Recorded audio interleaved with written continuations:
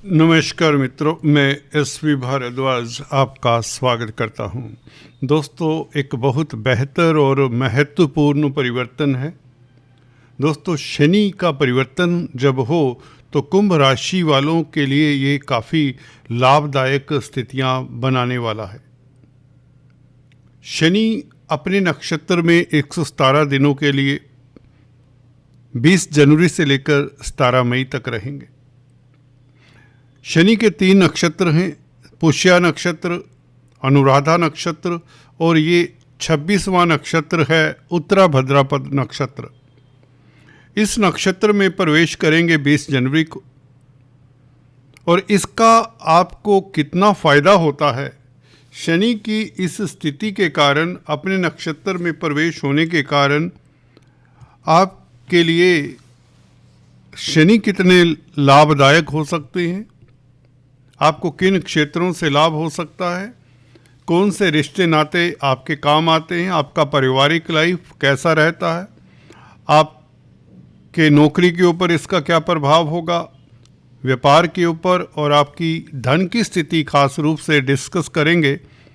इन 4 महीनों में 117 दिनों में शनि के प्रभाव को जानते हैं। उत्तरा भाद्रपद नक्षत्र दोस्तों बहुत उत्तम नक्षत्र है। इस नक्षत्र में जो जातक पैदा होते हैं वह काफ़ी इंटेलिजेंट होते हैं, वाइज होते हैं और ज़िंदगी में अपने मुकाम को हासिल कर ही लेते हैं। शादी के बाद उत्तरा भाद्रपद नक्षत्रों का जो भाग्य है जल्दी उदय होता है। इनकी स्त्री, इनकी वाइफ ग्रह लक्ष्मी का कार्य सचमुच में करती है। तो दोस्तों, चर्चा को हम अपने बिंदु पर लाते हैं। खास बात करते हैं शनि की।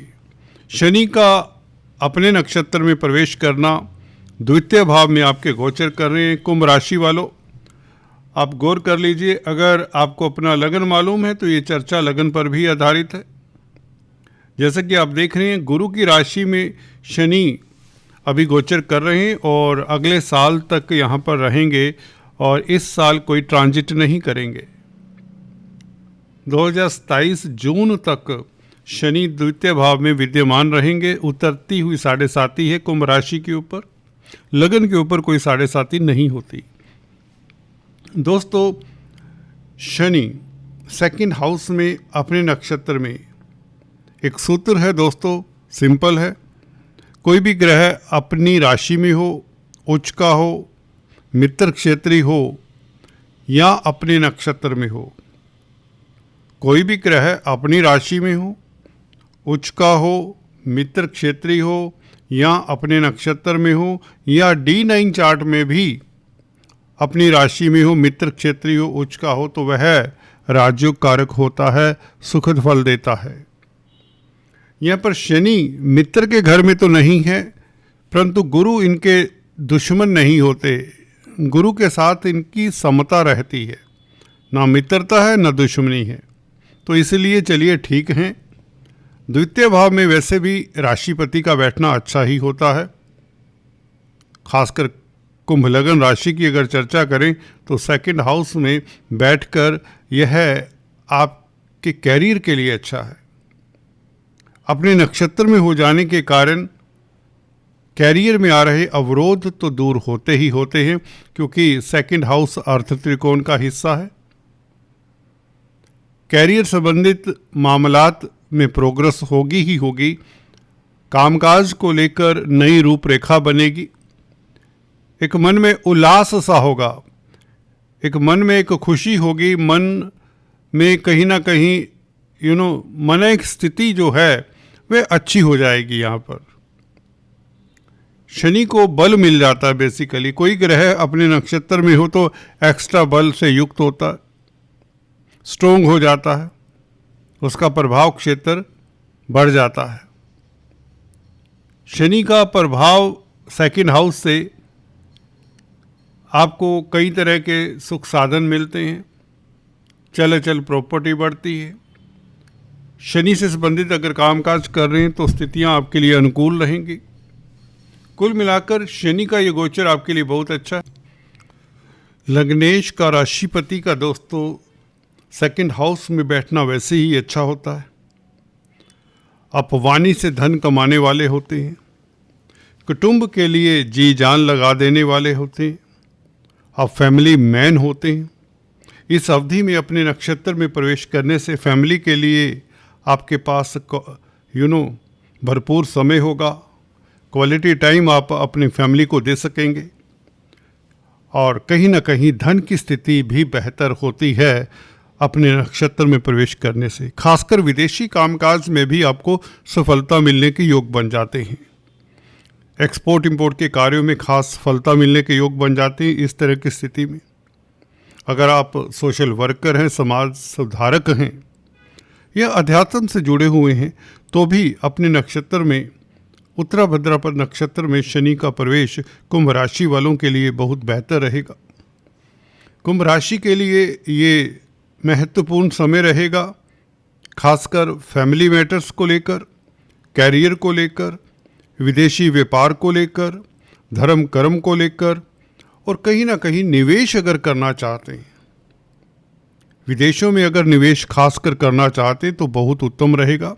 प्रॉपर्टी संबंधित कामकाज अगर आपके अधूरे रहे हैं, कोई विवाद है प्रॉपर्टी को लेकर, जमीन जायदाद को लेकर, क्योंकि शनि को प्रॉपर्टी के साथ जोड़कर देखा जाता है।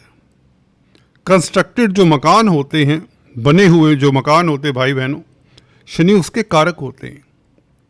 कुंभ राशि वालों, अगर आपका मकान किसी कारण से अधूरा था, बना नहीं पा रहे थे, पैसे की कमी थी या किसी तरह का कोई लिटिगेशन था, किसी तरह का कोई अवरोध था, वह अवरोध दूर होता है, पैसे की कमी नहीं रहेगी, आपका अटका हुआ धन मिल जाएगा। क्योंकि लाभ स्थान के ऊपर इस शनि की दृष्टि अपने नक्षत्र में बली हो जाता है कोई भी ग्रह, जैसे कि बताया, तो अब लाभ होगा, अटका हुआ धन मिलेगा, जिससे आप अपने कार्यों को सुचारू रूप से कर पाएंगे। शनि से संबंधित अगर कामकाज करते हैं परचांस आप, फिर तो और भी बेहतर, फिर तो सोने पे सुहागा, जैसे कि लोहा, कोयला, petroleum, transport, labour, mill parts, manufacturing, plastics, chemicals, timber, leather, civil engineering, building materials, construction, property का सेल परचेज इवन। तो इस तरह के कामकाज अगर आप कर रहे हैं तो आपके लिए और भी समय उत्तम होगा। तो धन आने के प्रबल योग बनते हैं। कार्यों में गतिशीलता, जमीन जायदाद प्रॉपर्टी को लेकर किसी तरह की दिक्कत थी, कोई खासकर पेरेंटल प्रॉपर्टी को लेकर कोई प्रॉब्लम रही है, तो उसका सॉल्यूशन आपकी फेवर में हो जाता है।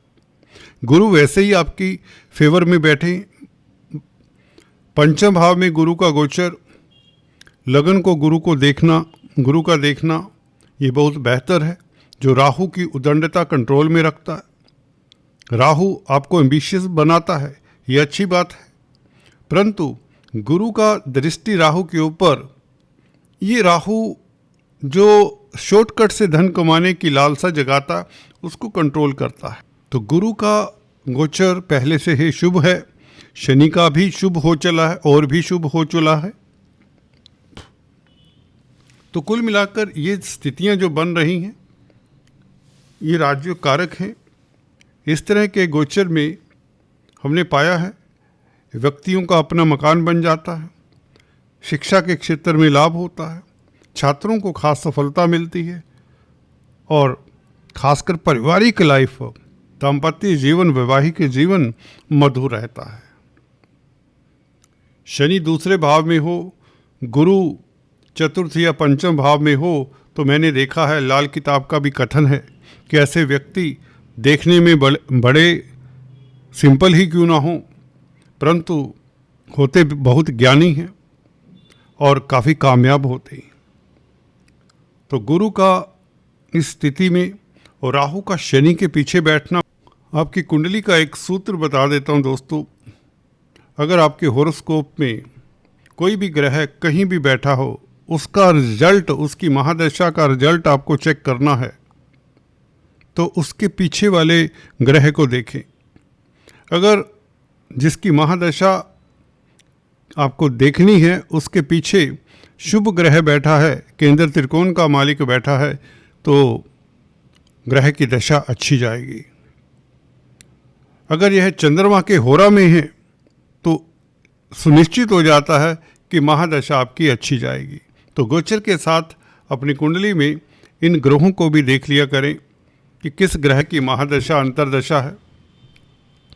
शुभ ग्रह की महादशा अंतर्दशा आपके लिए लाभकारी ही रहती है। दोस्तों, चर्चा को जारी रखेंगे किसी और वीडियो में। आज इतना ही, फिर से मिलेंगे, तब तक के लिए स्टे ट्यून।